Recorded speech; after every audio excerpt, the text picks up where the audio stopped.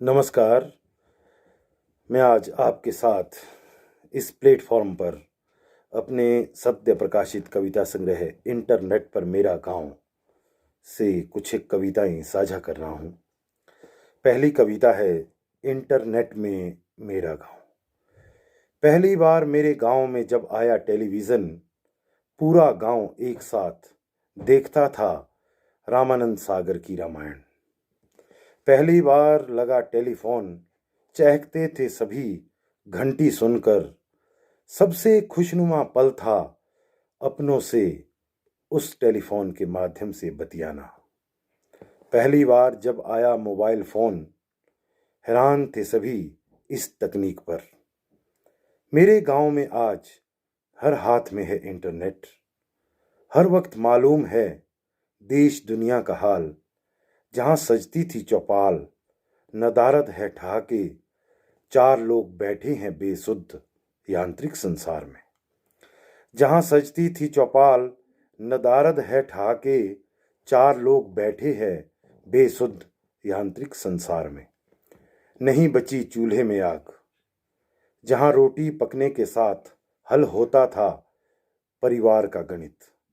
नहीं बची चूल्हे में आग, जहां रोटी पकने के साथ हल होता था परिवार का गणित। तलाश रहे हैं सभी गूगल पर जीवन का सार। आंगन चौराहे पर खेलते थे बच्चे, सुख दुख की लगती थी आवाजें। आंगन चौराहे पर खेलते थे बच्चे, सुख दुख की लगती थी आवाजें। दाल सब्जी का उद्धार, शक्कर घी का उपहार, आत्मीय एहसास और प्यार। ये थे मेरे गांव की तस्वीर।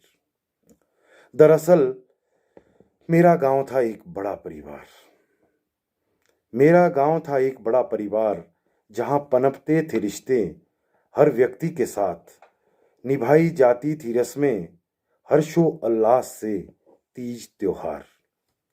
अब कमरों की दीवारों पर टेलीविजन की तरह लटक गई है रिश्तों की पोटली। अब कमरों की दीवारों पर टेलीविजन की तरह लटक गई है रिश्तों की पोटली। पारिवारिक सरोकार पति पत्नी में भी है व्हाट्सएप पर वार्तालाप।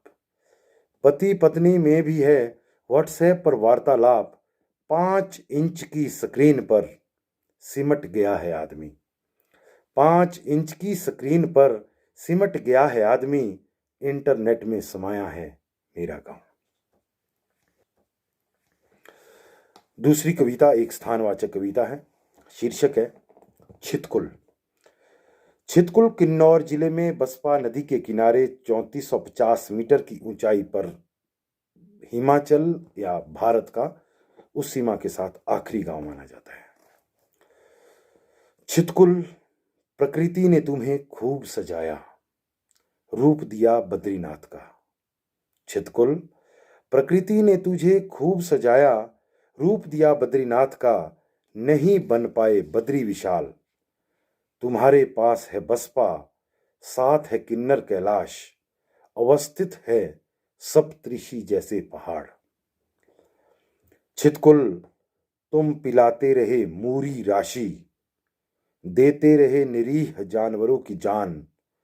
तुम्हारी खूबसूरती कैद है अनगिनत आंखों में। सजी है आलीशान भवनों के ड्राइंग रूम में, निहारते हैं लाखों मेहमान। 6 महीने बर्फानी रात में, 6 महीने बर्फानी रात में छुप जाते हैं अपने आगोश में। बदलते ऊन को आवरण में बचाए रखे है तुमने। फाफरा ओगला के बीज, भोजपत्र, गूगलन, काड़ू और पतीश। चिल्टा से कैंसर का निदान, देवी माथी की कला। ये सब चीज़ें जो मैंने इस कविता में उल्लेखित की है, ये छितकुल में पाई जाने वाली दुर्लभ जड़ी बूटियां हैं। सुनो छितकुल, तुम्हें दर्द तो होता होगा। सुनो छितकुल, तुम्हें दर्द तो होता होगा, जब कुतरते पहाड़, निगलती नदियां, बढ़ती भीड़, बदलती तस्वीर, पिघलते ग्लेशियर और चमकते पत्थर। सुनो छितकुल, तुम्हें दर्द तो होता होगा जब कुतरते पहाड़, निगलते नदियां, भीड़, बढ़ती भीड़, बदलती तस्वीर, पिघलते ग्लेशियर, चमकते पत्थर।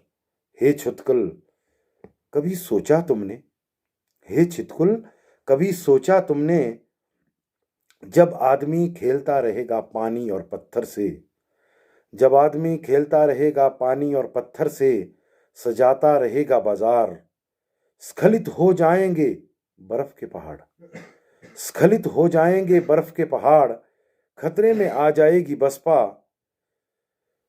कैसे बचेगा फाफरा ओगला, कैसे बचेगा फाफरा ओगला, कैसे बनेगा चिल्टा, कैसे देवी माथी दूर करेगी बाजपन, कैसे देवी माथी दूर करेगी बाजपन, कदाचित तब नहीं पड़ेगी 6 महीनों की बरसात, कदाचित तब नहीं पड़ेगी 6 महीनों की बर्फानी रात।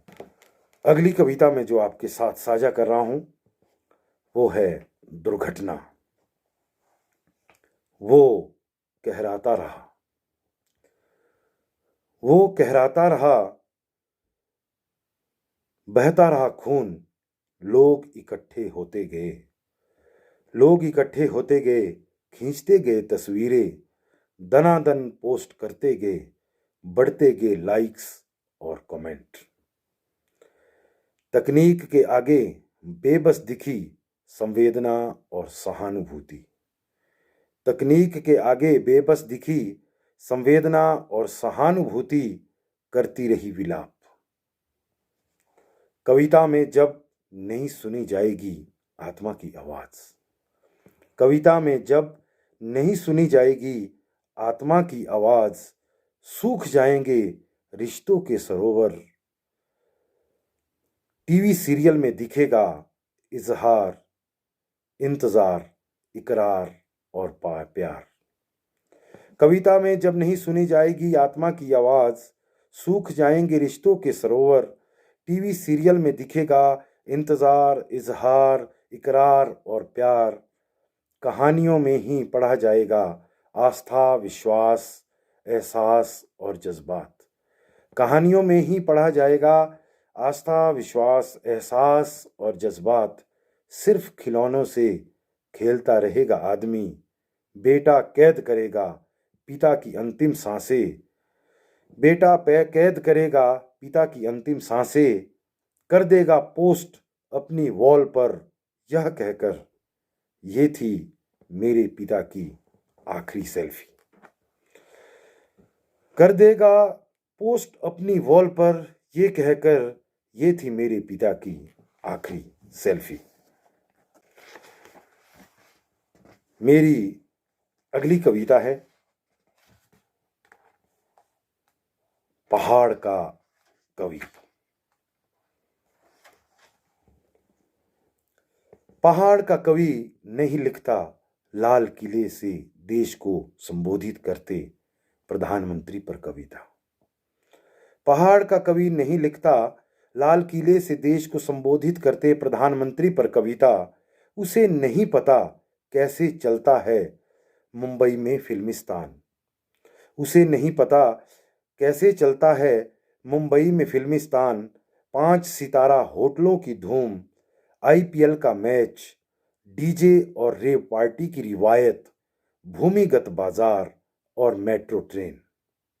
पहाड़ की कविता में नहीं झुलसते लू से आदमी, नहीं बहते पहाड़ से गांव, कोहरे से नहीं होते अदृश्य पहाड़, पहाड़ की कविताओं में होते हैं केवल पहाड़, जिन पर जमी होती है बर्फ, जिनसे निकलती है नदियां। कविता में जब आते हैं पहाड़, शब्द बन जाती है नदियां, बहा कर ले जाती है पहाड़ को वहां तक जहां फूटने लगते हैं कविता के अंकुर। पहाड़ का कवि जानता है अब निगलने लगा है पहाड़ अपनी नदियों को, पहाड़ का कवि जानता है अब निगलने लगा है पहाड़ अपनी नदियों को, जिससे चमकता है आईपीएल का मैदान, पूरा फिल्मिस्तान, 5 सितारा होटल में रेव पार्टी, प्रधानमंत्री का भाषण और भूमिगत बाजार। कविता में पहाड़ झेलता है लू, बाढ़, भूकंप से भी ज्यादा ताकतवर हाथियों के वार। कविता में पहाड़ झेलता है लू, बाढ़, भूकंप से भी ज्यादा ताकतवर हाथियों के वार। जहां सजा है बारूद का बाजार, जबकि बांटता है पहाड़ अनवरत अपनी मिठास।